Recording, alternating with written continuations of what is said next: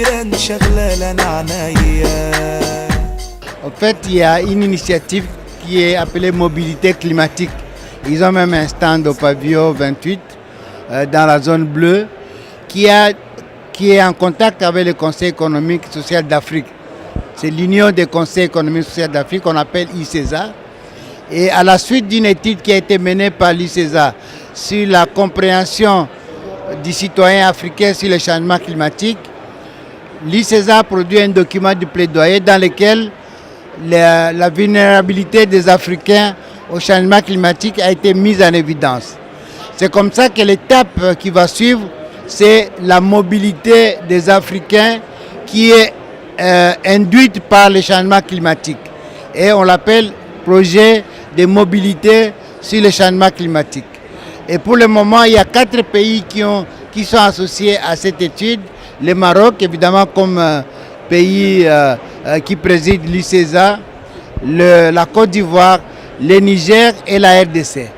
Donc, la réunion d'aujourd'hui, c'était pour jeter les bases de cette étude qui va commencer avant la fin de l'année.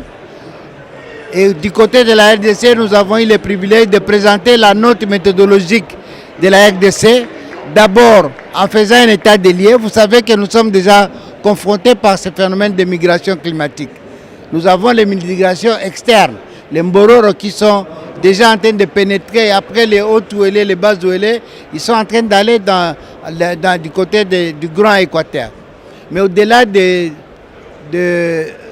migrations externes, nous avons des migrations internes qui sont provoquées par les conséquences des changements climatiques sur les perturbations du calendrier agricole, des longues saisons sèches qui font que certaines rivières commencent à s'assécher pendant la saison sèche et qui risquent d'entraîner des mouvements.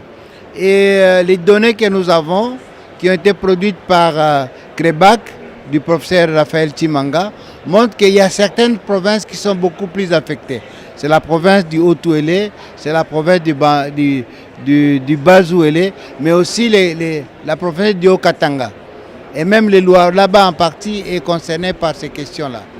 Vous avez aussi, au-delà des sécheresses, des inondations. Et les projets s'appellent Deep Dive, ça veut dire nous avons des éléments épars au niveau africain.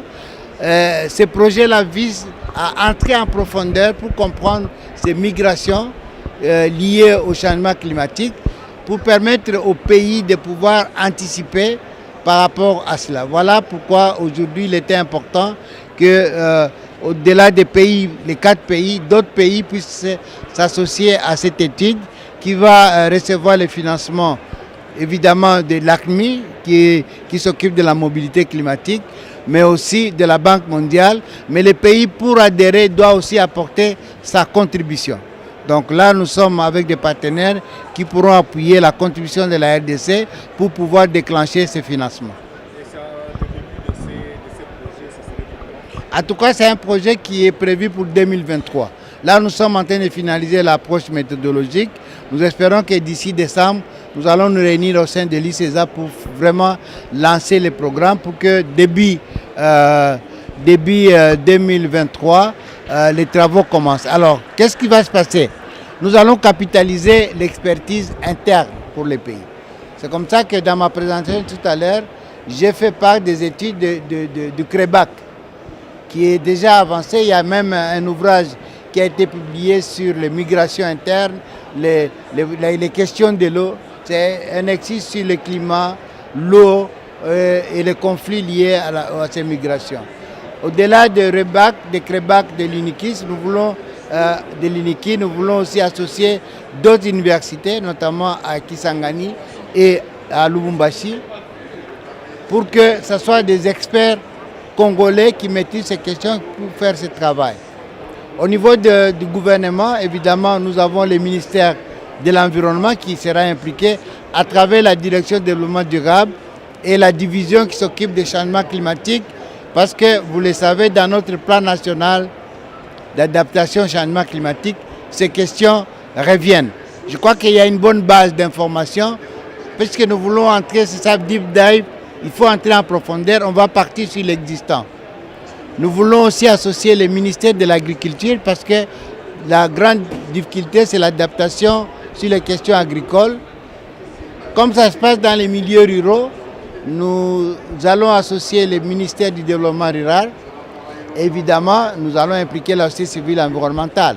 C'est comme ça que vous avez vu, nous avons associé à ces side events les GTCR, mais aussi les réseaux ecclésiales pour les bassins du Congo, Rebac en cible.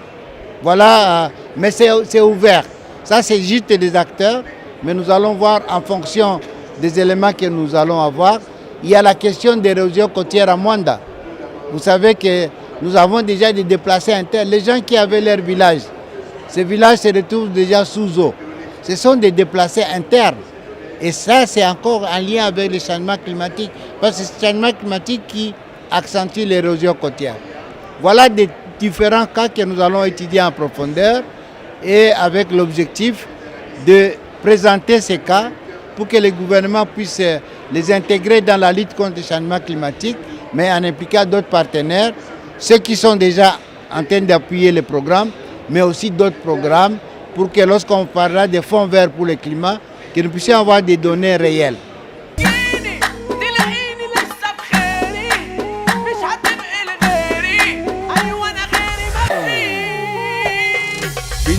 الجيران شغلة لنا عنايا وانا في المكان في خلق حواليا مش عايز حد ياخد باله من اللي انا